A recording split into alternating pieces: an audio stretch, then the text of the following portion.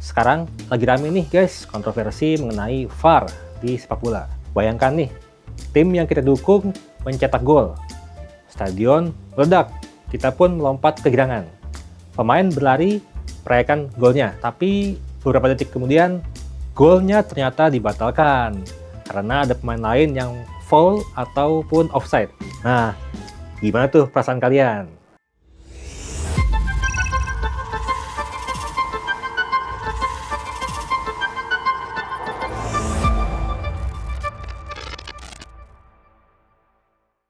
Tapi data dari lebih 15.000 pertandingan justru menunjukkan bahwa VAR hampir tidak mengubah struktur permainan. Pertanyaannya, apakah teknologi VAR membuat sepak bola lebih adil atau justru malah merusak emosi penonton? Jangan skip videonya, kita bahas pro dan kontra VAR. Tentunya bukan Indonesia Data namanya kalau tidak dilengkapi dengan data.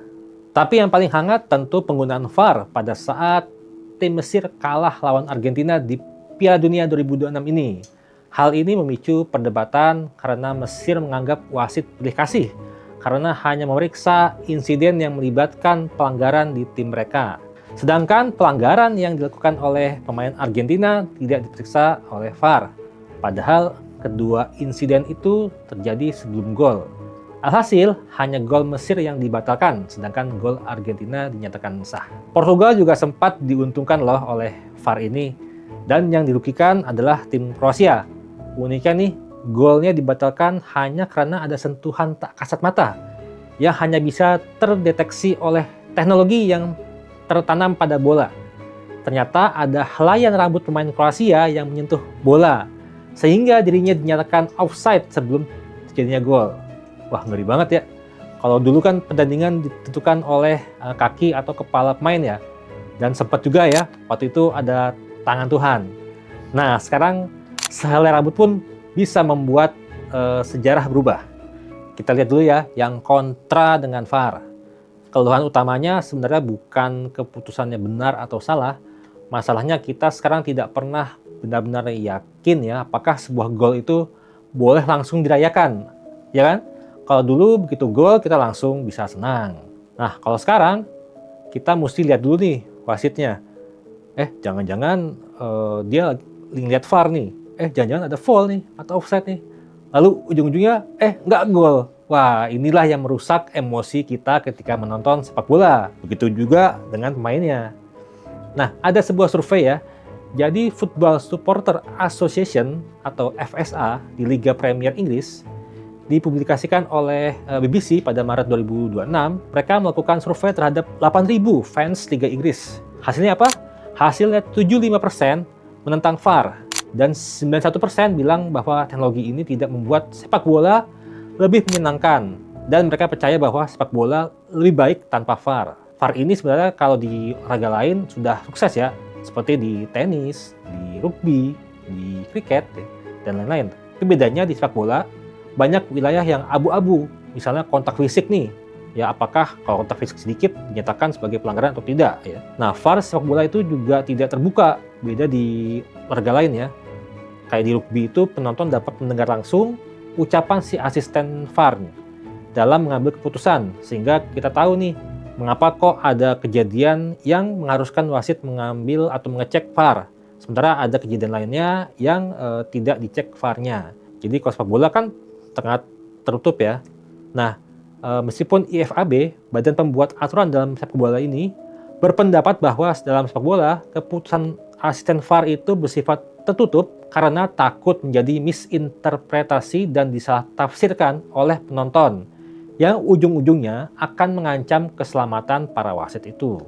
Dan yang paling membedakan nih, sepak bola itu kan skornya kecil, ya, bandingkan dengan olahraga lain yang angka skornya bisa mungkin puluhan atau bahkan ratusan seperti di basket. Jadi keputusan VAR ini yang mengesahkan atau membatalkan satu gol saja itu bisa merubah jalannya pertandingan ya, dan bahkan bisa merubah sejarah persepakbolaan. Nah, setelah kita membahas kontra, kita bahas dari sisi pro nih.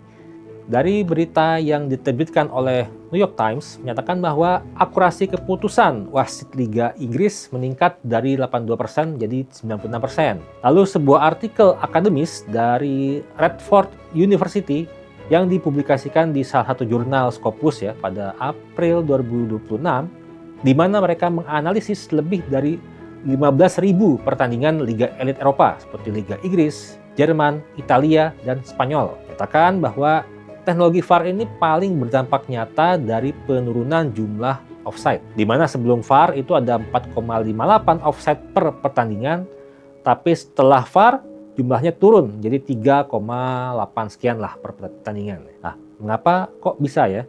Nah, hal ini karena hakim garis itu tidak gampang untuk menaikkan bendera tanda offside. Mereka membiarkan pertandingan tetap berjalan dan VAR baru memeriksa jika serangan tim tersebut menghasilkan gol atau insiden penting seperti halnya gol Iran kemarin ke gawang Mesir ya di Piala Dunia 2026 yang dibatalkan oleh VAR hanya karena offside-nya itu hanya beberapa milimeter. Nah, VAR itu juga meningkatkan akurasi keputusan wasit dari 92% jadi 98%. Di artikel itu juga menyatakan bahwa dampak VAR pada jumlah gol dan tembakan ke gawang itu sebenarnya hanya meningkat sedikit ya, meskipun tidak signifikan. Hal tersebut mungkin dapat kita lihat pada Piala Dunia 2006 kali ini ya, di mana jumlah golnya ternyata memecahkan rekor ya, jumlah gol sepanjang sejarah Piala Dunia. Baru di babak grup saja sudah 215 gol tercipta. Bandingkan dengan Piala Dunia yang lalu ya, 2022, itu hanya 172 gol. Meskipun waktu itu juga sudah pecahin rekor tuh. Nah, jumlah gol yang banyak ini mungkin masih menjadi perdebatan sih, kenapa ya. Apakah karena jumlah timnya yang lebih banyak, ada juga yang bilang karena perbedaan kualitas tim ya, menjadi semakin nyata nih. Atau ada juga yang bilang karena bolanya ini bisa meluncur lebih cepat. Nah, apapun itu yang jelas, pemain tidak bisa lagi seenaknya men-tackle lawan atau adu fisik dengan keras ya. Soalnya sudah banyak kamera di depan, di belakang, di kiri, kanan, atas, bawah. Bawah nggak ada ya. Pokoknya di mana-mana ada kamera ya. Ya ibaratnya kalau sebuah minimarket tidak dijaga oleh kasir ya, tapi penuh dengan kamera CCTV. Orang tentu berpikir 2 kali untuk mencuri. Kurang lebih begitu juga dengan pemain ya. Ketika tahu seluruh gerakannya direkam oleh kamera. Yang jelas nih dengan teknologi VAR di sepak bola saat ini kita nggak akan pernah melihat lagi gol-gol seperti gol tangan Tuhannya Maradona atau gol hantunya Frank Lampard. Masih ingat nggak? Jadi waktu itu Piala Dunia 2010 ya, Inggris lawan Jerman. Jadi golnya Lampard tuh sebenarnya sah ya, tapi tidak diakui karena golnya itu setelah masuk gawang keluar lagi gawang. Jadi si wasit tidak melihat itu dan ternyata tidak gol. Kesimpulannya VAR secara statistik memang tidak berdampak besar terhadap struktur dasar permainan, tapi secara emosional dampaknya sangat besar. Tanpa VAR kita menerima kesalahan karena wasit tidak melihat, tapi dengan VAR kita mungkin kesal karena teknologi melihat terlalu banyak. Ya namanya teknologi ya di mana-mana tentu perlu adaptasi ya. Dan semoga perbaikan ini terus dilakukan oleh FIFA untuk menghasilkan pertandingan yang bersih, adil, namun tetap seru secara emosional. Banyak sih usulan dari para analis ya terkait VAR ini ya. Antara lain nih, sebaiknya tim dikasih jatah untuk melakukan challenge agar wasit dapat mengecek VAR ya. Misalnya pada olahraga bulu tangkis tuh, kan tim dikasih jatah agar bisa minta wasit ngecek ya. Begitu pula di olahraga basket. Lalu kedua, untuk keputusan wasitnya mungkin perlu juga jelaskan kepada penonton ya, kenapa insiden yang satu itu dicek VAR, lalu kenapa insiden lainnya itu tidak. Jadi perlu keterbukaan. Dan ketiga, standar intervensi harus konsisten pada insiden-insiden yang serupa. Nah, menurut kamu gimana nih guys? Setuju nggak penerapan VAR dalam sepak bola atau masih perlu perbaikan? Atau kamu malah nggak setuju sama sekali nih? Silakan coba isi kolom komentarnya ya. Sekian pembahasan VAR dari kami. Saya Aryo dari Indonesia Data. Sampai jumpa di episode selanjutnya.